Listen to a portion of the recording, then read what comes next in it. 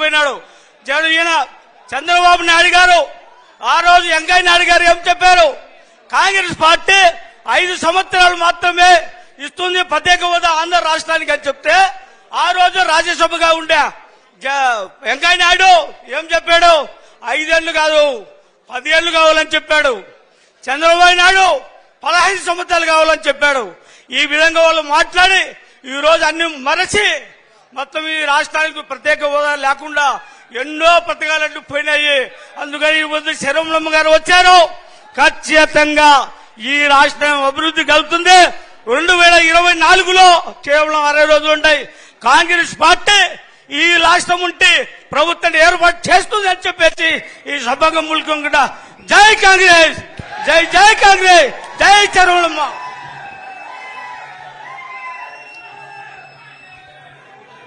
సభాధ్యక్షులు, కడప జిల్లా కాంగ్రెస్ పార్టీ అధ్యక్షులు శ్రీ గుండ్లకుంట శ్రీరాములు గారు, అన్నమయ్య జిల్లా కాంగ్రెస్ పార్టీ అధ్యక్షులు షేక్ అల్లాబకష్ గారు, సభా వేదిక ఆశ్రములైన కాంగ్రెస్ పార్టీ అత్యధిక మహారథులకు ప్లీజ్ ప్లీజ్ కడప జిల్లా,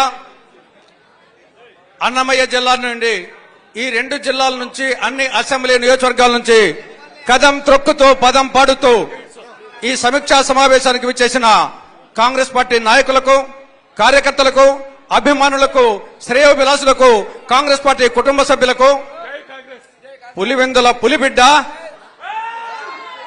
కడప జిల్లా కన్నబిడ్డ, రాయలసీమ రతనాల బిడ్డ, ఆంధ్రమాత అనుంగు బిడ్డ, స్వర్గీయ రాజశేఖర రెడ్డి గారి ముద్దు బిడ్డ అయినటువంటి శ్రీమతి వైఎస్ శర్మిలారెడ్డి గారికి, పాత్రికేయ మిత్రులకు అందరికీ నా వందనం, అభివందనం.